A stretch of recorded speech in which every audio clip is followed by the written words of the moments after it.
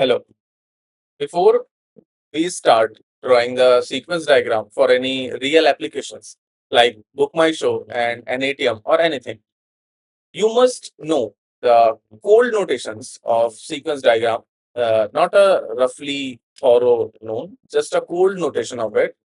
Because in interviews, the question is never draw a sequence diagram, but the question will like why are you using a dashed arrow here and why I have used the solid arrow here, or the question might be like why this is a asynchronous call and why it cannot be a synchronous call. If you can't answer these types of simple question, the diagram doesn't matter at all. So in further video, we will explain you the notations, every message type we will be using here, every notations we'll be using in this video. We will explain the reason why we are using that symbol. And at the end, we will draw a complete sequence diagram of our ATM cash withdrawal system. So you can see how these rules are gonna apply together.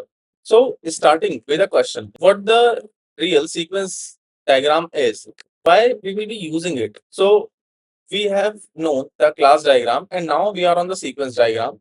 So class diagram tells is what is in the class and what is in the project and what is in the object. It just say what exists in the system. Now we are in sequence diagram. Sequence diagram says what happened and in what order if a particular action is triggered.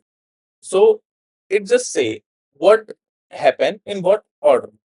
I write it here. Coming to a related but a different topic is SSD. What do you mean by SSD? Is a system sequence diagram treats a whole thing as a black box. Okay. Here we have a actor and a system on a same board. So they are the same queries running out and in a black box. It is a old we were using.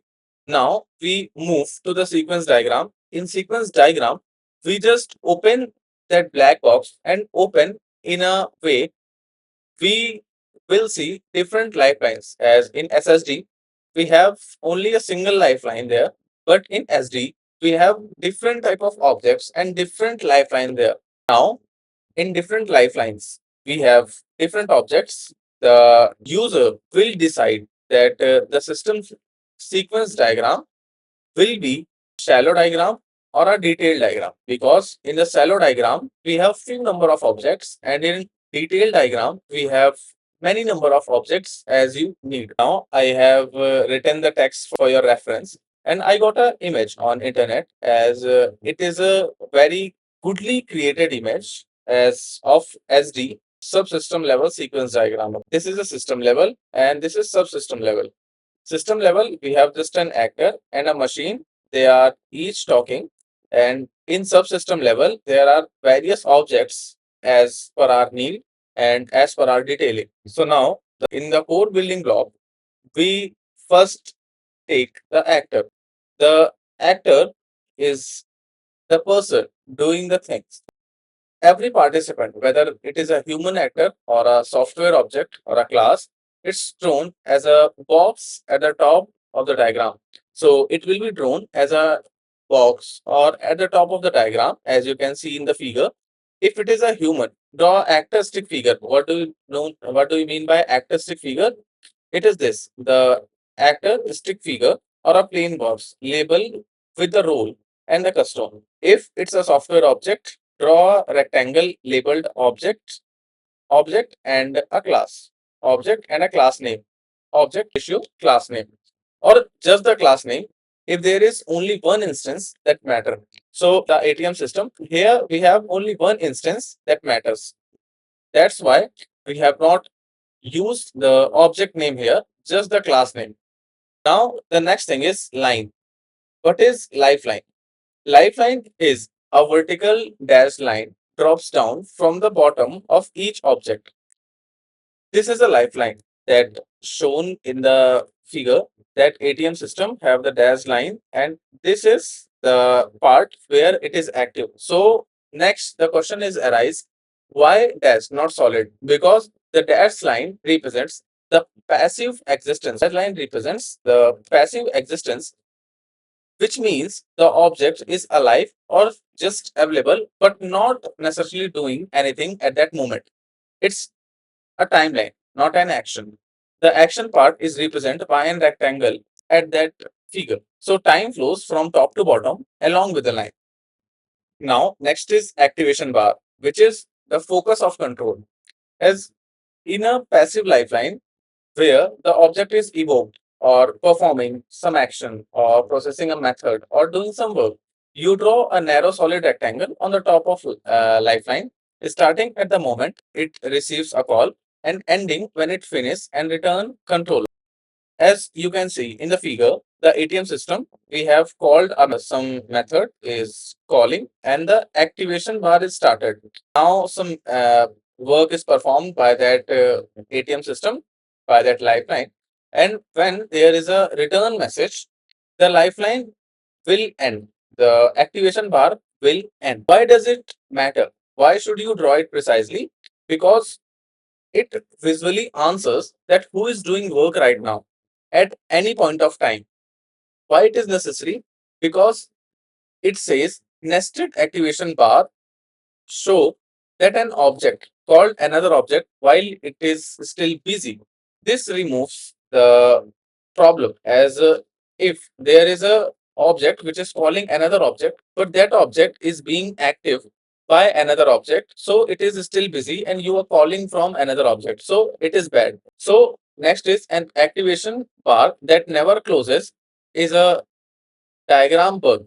It means you forget to show the return.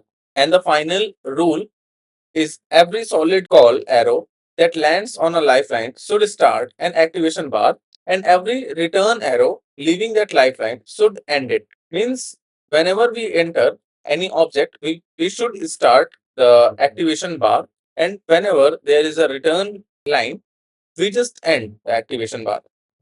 There is another aspect which is left to right order matters here because the initiator goes on the far left side and there each subsequent object is placed in roughly in a order to get involved in a flow. This isn't cosmetic. It makes the diagram readable from top to bottom, left to right, matches how readers eye naturally scan it. We have user, which is inserting a card, then the ATM system, activation bar is activated. Now in the working phase, the ATM system calls the bank with the method card information, and then the card information is just passed to the bank, and then bank returns a card valid message. Then the bank returns the card valid message to the ATM system. Then ATM system returns to the user to just enter the PIN. Now we will just move to the message type. Message type is a most important part in the interview. To understand the message type, we should know the basics, which I have told you. And the message types are synchronous and asynchronous. So let me write it for you. Now we will going to explain the six types of message type. You must know these six message type and reason behind these message types, arrows and shapes it contains. The names are asynchronous message, return or a reply message, create message, delete or destroy message, or a self message. So let us explain it one by one. Let me extract it. Now, talking to the synchronous message, the line is solid and the arrowhead is solid, means a filled triangle, meaning the caller send the message and blocks, means it stop and wait until the receiver finish and reply. Nothing else happened at the caller's lifeline during that wait. Means the caller stop and wait until the receiver process the call and sends the response back. Why? The solid and filled arrow especially. Because UML reserve the filled arrowhead for this is a real method call and control transfer to the receiver until it responds. Means it says that the arrowhead says the control is transferred to the receiver until it responds. its default for almost every method call in a typical backend flow, like login. In login, we just transfer our control to the receiver. In get movie by ID, in create booking, because in a normal synchronous code base, the calling thread genuinely does wait for the return value before moving to the next line of the code, like in Spring Boot REST calls. So let us see. I got a image from internet that shows the synchronous and asynchronous method. Process A is a sender. It is active and send the control to the process B. And the process B has the activation bar started. And at the end of the response, the activation bar is closed. And again, the process A is starting after the waiting period. This is known as synchronous. And similarly, the asynchronous call work until the response came from the receiver part. As you can see here, the asynchronous message, the line is solid, but the arrowhead is open or a V-shaped type. As we can also see the V shape here, as you can ignore the arrow because it is a internet image. It should be a filled arrow. So what do we call it? A filled triangle or a solid triangle. Meaning of asynchronous message is the caller send the message and doesn't wait. Means it perform another task. It immediately continue and its own work. The receiver process the message independently on its own timeline. As the receiver sends the message back, sends the response back, and the response is kept until the sender have some time to process it. Why the different arrowhead? The open arrowhead is a way of saying that message sent but not blocking relationship implemented. This distinct exists because in real system, message queues, event buses, and fire and forget notifications are there. Means the caller thread is free the instant the message is sent, because the caller thread is free at that instance the message is sent. And what is in the synchronous, the that thread was busy in waiting for the receiver's response. So the next is a return or a reply message, in which the line is dashed and the arrowhead is open line. The next is return a reply message. The line is dashed and the arrow is open or line, opening back towards the original caller, pointing back towards the original caller. Means this is the response to a synchronous call. The response is sometimes void, being handed back. Why dashed instead of solid? Solid line represent an active request, an instruction to do something. The return isn't a new interaction. It's data flowing back passively as a consequence of a early call. UML draw it dash especially so your eye can instantly tell this is a call, this is the result, even in a busy diagram. So you have understand why this is a dash instead of solid, because it is not a just a active call, it is just a result and it is a passive type of response back. Do you always draw it? Yes, always draw the arrow. Whether you label it depends. If the return type matter for understanding user or token and a list of movie, so we have to label it. If it's a trivial void, because if the user not sending any reply with no information value, you can leave it unlabeled or just write as a void string there. As you can see in this label, as the return message is being drawn with a dashed line. Now, next is create message. The line will be dashed and the arrow is open. Arrowhead is open, pointing to the top of a new lifeline. As you can see in the diagram, as it is pointing to the new lifeline, meaning this message is the moment a new object is initiated. The receiving object's lifeline literally start at the point this arrow lands.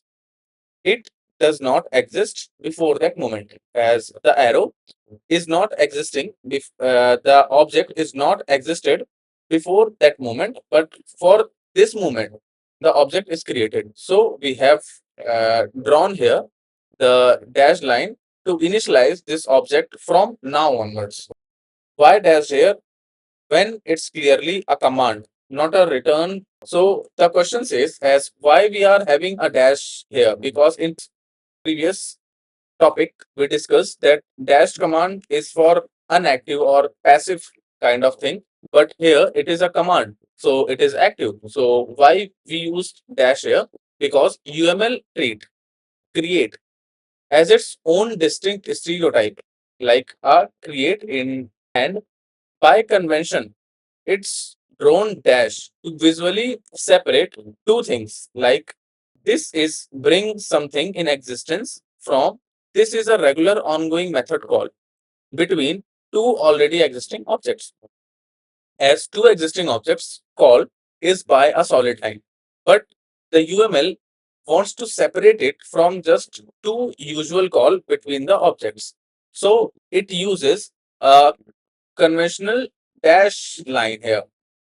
Some notations do draw it with a solid create label instead. So both are accepted. You can draw a dash line or a solid line, but UML keep it as a dash line, which is dash line with a label is a clearer, more common convention and the one to default. Now coming to delete and destroy message part, it is a solid line and its arrowhead is like the message end in a large X on a receiver's lifeline, and the lifeline stops there. It does not continue further down. As the delete message is to delete something and it ends on a large X. X is a arrow like we can see here. It ends on a large X. So the meaning of the delete message is the object's life is deliberately ended. Means we have ended the object life intentionally. It's no longer needed and nothing later the diagram may interact with it. Why does the lifeline physically stop? Because after destruction, the object has no longer further existence in the system. So there is nothing left to draw. The X mark the exact moment of destruction. Anything below it would be a logical error. You can't call a method or you can't call on a destroyed object. So the whole things say that why does the lifeline physically stop means we should draw the lifeline only before the cross. We should not draw after the cross, because the cross represents that the lifeline ends here and no further things will call this method or get affected by this method, and no further calling will done to a destroyed method. We can see in the as diagram tool calls it, it is a destroy message to a element got destroyed and its physical line got ended here. Now coming to a self message. Self message is a solid drawn as a small loop that leaves the lifeline and come back at the same lifeline. Its arrow is solid, meaning an object calling one of its own method like internal process that doesn't involve any other participants. Here, there is an object and there is a self message to one, and there is another self message that returns something. So if there is a object, we are in Amazon have card. So card will get price. If the cart object have get price method, it call itself like this. We have a solid loop and a dash loop for the return type. Now we have combined fragments. The real flows are not always a straight line. There are fragments. So alternative. Draw a rectangle around a message, label alt on the top left corner with a condition in a square brackets like payment successful and all these things.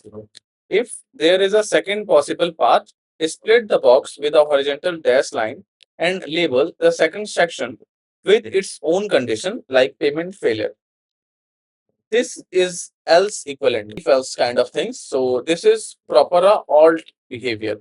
Why use this instead of two separate diagrams? We can use the two separate diagrams because the outcome share the same context up to the branch point, because there are two. If we draw the two diagrams, we have to draw the same sequence in both the diagrams.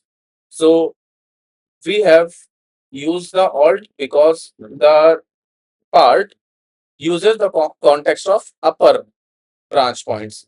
Split them into separate diagrams, lose the shared setup, and make the diagram harder to follow as one coherent story.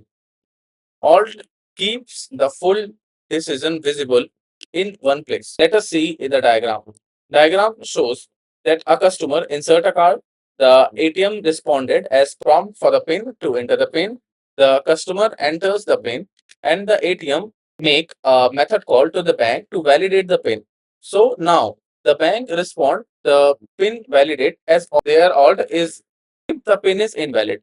So PIN is valid and there if the pin is invalid. So if the pin is valid, it will display the transaction options and various types of things happen. If the pin is valid, like transaction option, enter the amount to enter, the process will be done. Now, if the transaction proposal, now there is a nested alt if success or failure. If transaction process, if cash dispense, it's success.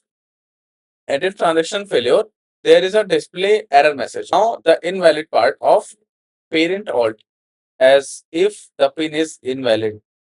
You have to re-enter the pin. So ATM will prompt, they have to re-enter the pin and their cross shows that the object lifeline ends here and the bank object lifeline also ends here. So this is done for the alt method and opt is optional. Like same rectangle style labeled opt, it is a single condition, no else branch because it is a single condition used when a step might happen, but there is no alt path if it doesn't. The flow just skip it. And also there is a loop worth knowing even if not used today. We are not using it today, but we can know it. It is the same rectangle style labeled loop, but the condition or the range with a condition or a range used when a message sequence repeats. Okay. So now for your quick reference, I have written this in a tabular format like synchronous call, the line is solid and the arrowhead is filled triangle. And for asynchronous, the line is solid, but there is open and lined arrowhead. On a return message type, the line is dashed and the arrowhead is open and pointing backwards, as we have seen a full explanation before. The create message type is a dashed message type and the arrowhead is open to the top of new object which we will be going to create. And delete having a solid line but end at X. So the arrowhead ends at a big X where the object's lifeline will be destroyed. The self message is a self loop with a filled triangle, and we have seen that there is a reply also. The reply is a dashed. So now this is the end part where we have the full ATM machine diagram. So first of all, we will have a actor. This is a client and this is a stick diagram. And it is the object. So now here it is a single object. So there is no object name mentioned here. And another, there is a bank system object, which is an object name and the class name is bank system. As we can say it by a block letter, it is a capital letter and another is from capital letter like bank system. Now this is the lifeline of client, lifeline of ATM and lifeline of bank. Now the first call is from client. The client is inserting the card. So client is inserting a card and calling the ATM. Now the ATM have a self loop which is verifying the card. Now after verifying the card, the client enters the card pin. Now the ATM call a method within itself to check the pin. Now choose the money amount to withdraw. The client chooses a money amount to withdraw. Now the bank will call instance of a bank system to check the fund in the client amount. The client have the money to dispense or not, as it have various types of if else condition can happen. So we have our alt method which can handle that if and else condition, and we have discussed how to apply the alt method here. So in alt method we just make a rectangle and on the top left corner we write a alt like this, as we can see in the diagram, and just below the alt, we can write our conditions in a square bracket. Like here, the condition is transaction approved. If the transaction is approved, the bank sends a permission to the ATM to give money to the client. So the ATM will give money to the client, also return the card to it. So the client can swap out the card from the ATM. Now, if there is a else condition in the alt as transaction rejected, if the transaction is rejected, the bank sends a rejection message to the ATM. Now, ATM shows the detail why our transaction got rejected, and then also it can return the card. Now there can also be the third number of condition as the card is blocked. If the card is blocked, the bank system will give a response with a card block system and card block return type, and then ATM will just call its internal method to keep hold the card. So if the card is blocked, the ATM will just hold the card and show information that your card is blocked, and the ATM will not return that card and keep it with ourselves. So we can see all our things are light here. We can see how the self loops, how the all things are working here, how the activation bar is starting, how the activation is ending, how the calls are happening. So that's total for this video. We will meet you in next video. Thank you.